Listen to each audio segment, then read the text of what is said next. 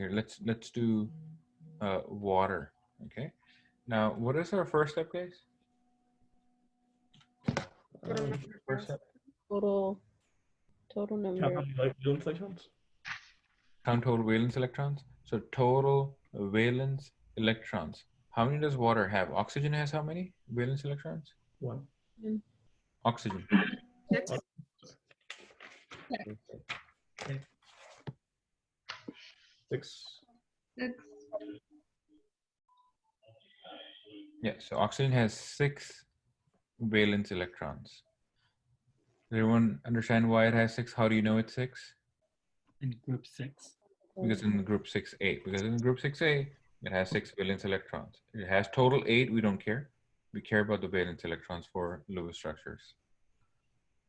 Okay, now hydrogen has how many, guys? 1. 1. And we have how many hydrogens? 2. Total 2 electrons. So what is the total? 8. 8. Okay. Now, what was the next rule, guys? Central. Pick the central atom. So who should be in the center, hydrogen or oxygen? Oxygen. Oxygen. Because 2 things. 1, oxygen is the one which is just 1 and hydrogens are 2. So the one which is lesser number should go in the center. So oxygen should go in the center. And we also learned hydrogen can never be in the center. Guys, imagine hydrogen has how many electrons? Just 1, right? So if somebody has 1 electron, can that be the center of a molecule? No. See, it's like if it has to have, so if there's an atom, it has to have 2 electrons for it to be a center, right?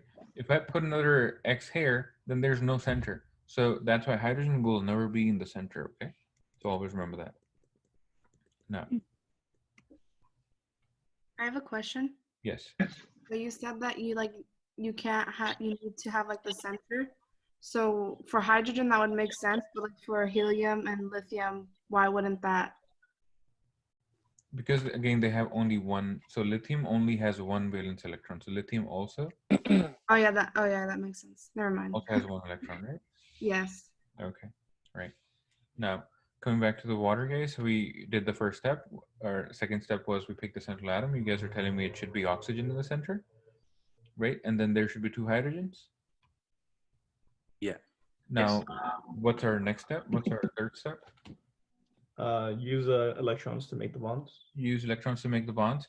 So guys, tell me, for making this bond between H and O, how many electrons do I spend? 4 2. in total. 2 and 2, right? So total, how many electrons have I spent already? 4. You see, I had total how many? 8. How many did I use already? 4. 4. So how many left? 4. 4. Now, listen to this part. The 4 electrons that are left, I need to give them to the outer atoms except hydrogen. So extra electrons goes to outer atom except hydrogen.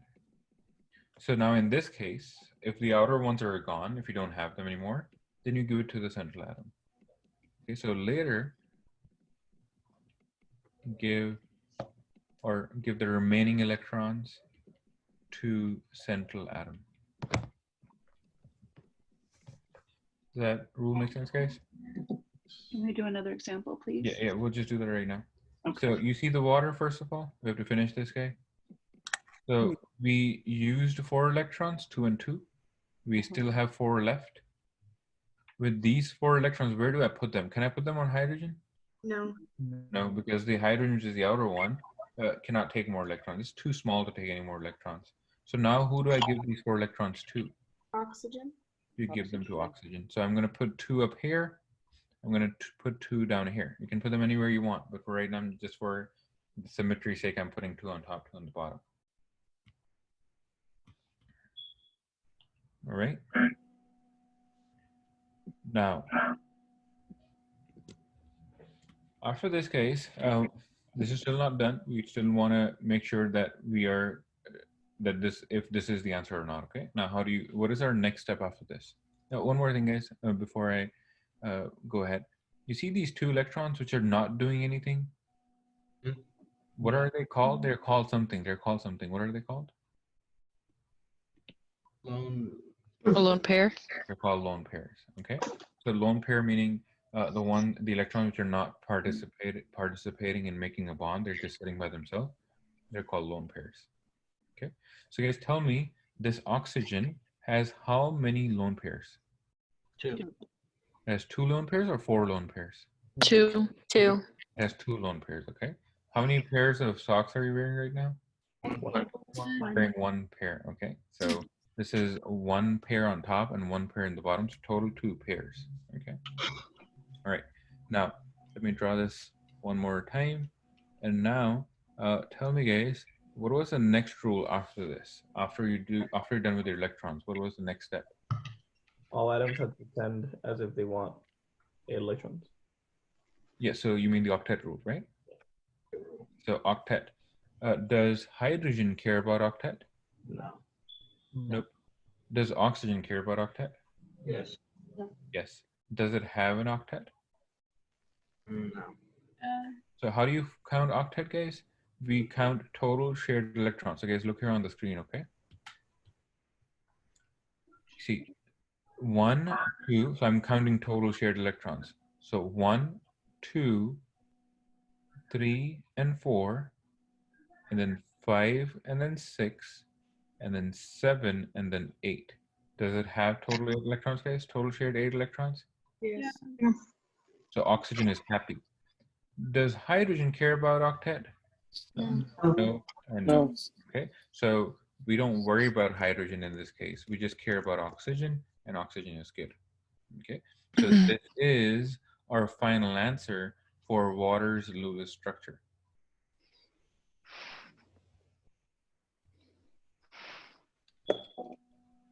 Right. Questions, guys? Can we do another one, please? Yeah, we'll do a lot more. Don't worry. Okay. So now there was a question about the noble gases. Do they not generally bond? Yes, noble gases. That's why they're called noble, because they do not react. Most of the times they do not react. I'm just going to show you here on the periodic table, this table. You remember this fluorine, which is the this guy right here with number 4. This is the strongest one, and this can sometimes force xenon to react, only sometimes.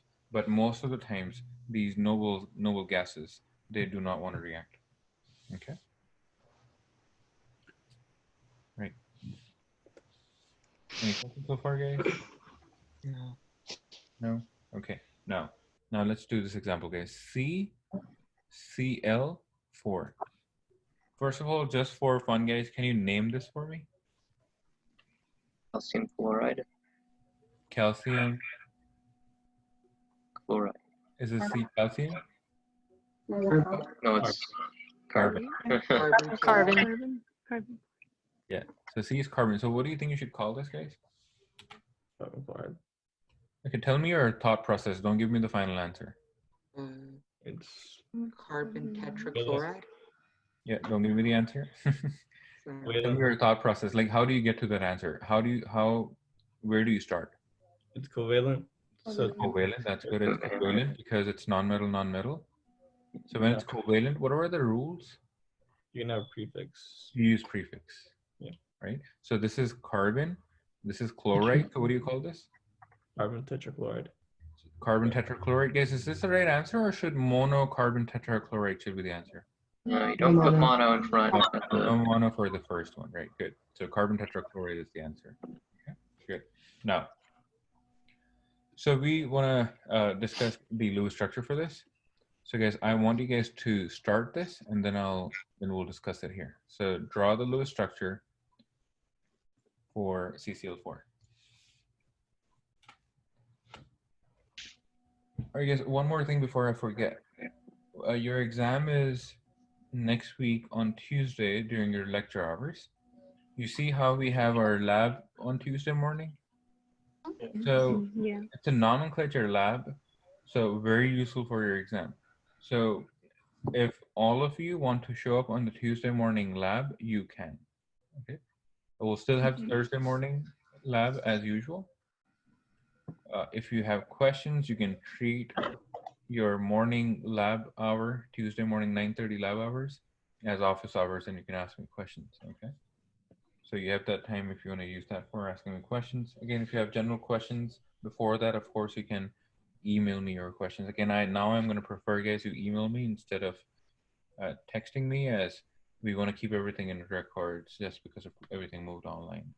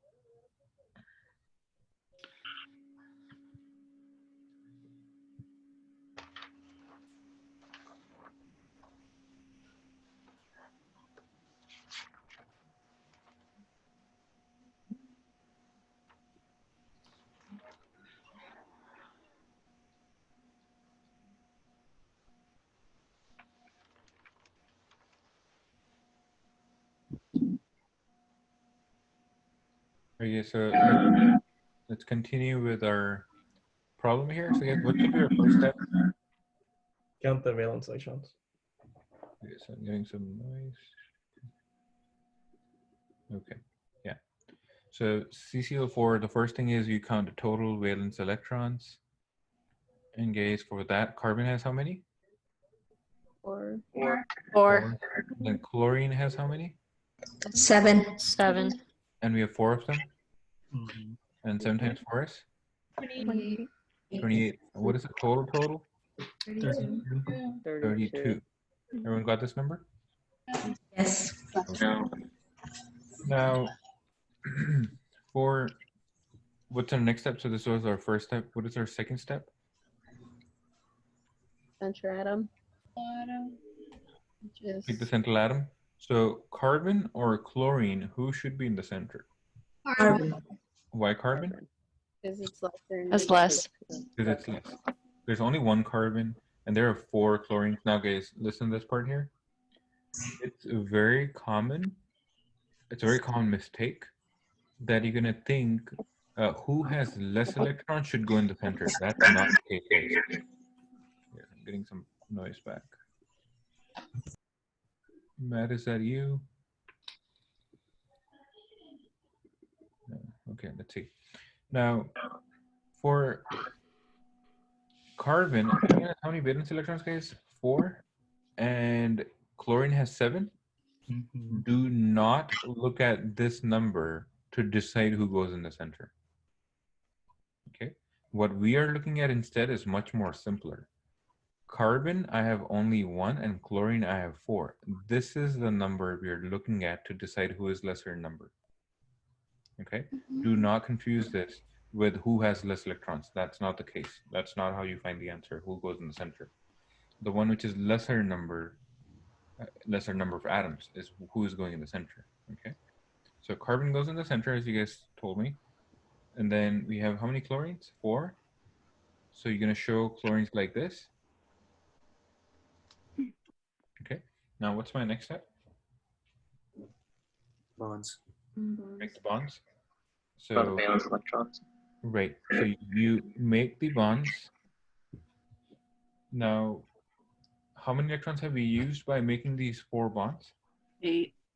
We've used 8 electrons. So we had how many total, guys? 32? 32. And we have used 8 out of them. So how many left? 24. No. 24 left, right? Now with these 24, tell me, where do I put them? Do I put it on the central atom or do I put it on the outer atoms? What did we learn? What does the rule say? The extra electrons go where? The outer atom. They The go to outer outer atoms, except it's hydrogen, which was the case last time for water, but now it's not hydrogen, it's chlorine. So what do, guys? I have 4 chlorines, and you have total 24 electrons.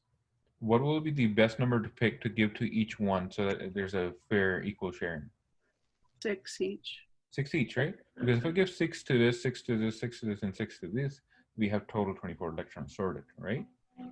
Yeah. So guys, that's what we're going to do next. We're going to show 6 electrons like this on each chlorine. Yes, what do we call these electrons again? The one that are sitting by themselves like this, the 2 together? Yeah. These are Lone pairs. The lone pairs, yes. Okay. Are we good, guys? Okay. So guys, we had 24 electrons. We used 24 electrons. How much left? 0. None. And that's what we want, okay? At the end, we should have no electrons left. It is our job to make sure that all the electrons that the atom has, the molecule has, the total electrons, we should show them on the Lewis structure.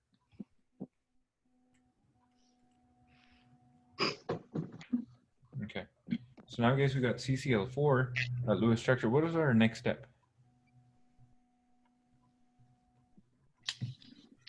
So guys, these numbers are not going to match with your rule numbers, okay? So don't worry about that. So first was you did the total. Second was you picked the central. You made all the bonds. You showed the electrons. What was the final step? Octet rule. Octet rule. Octet rule. Octet rule says everyone should have 8 electrons. Do they, guys? Look at chlorine. Guys, look at this chlorine on the screen and tell me how many shared electrons does this guy have? 8. 1, 2, 3, 4, 5, 6, 7, and 8, right? You see, when you say total shared, we're counting all the electrons that it has, even around it. So even this electron from carbon is being counted as chlorine has it right now, as it's being shared by carbon for chlorine, right? So that's true for all the chlorines, guys? They all have 8 electrons? Yes. That makes all the chlorines happy? Mm-hmm. What about the carbon, guys? Is carbon happy? Yes. Yeah, so same thing. 1, 2, 3, 4, 5, 6, 7, 8. So everyone is happy with their octet. So is this the final structure? Yes. Yes, it is. Now, in case you guys are wondering what happens if the octet is not complete, we'll do the next example. That's where we learn. If octet is not complete, we have no more electrons, then what to do. We'll learn that next, okay?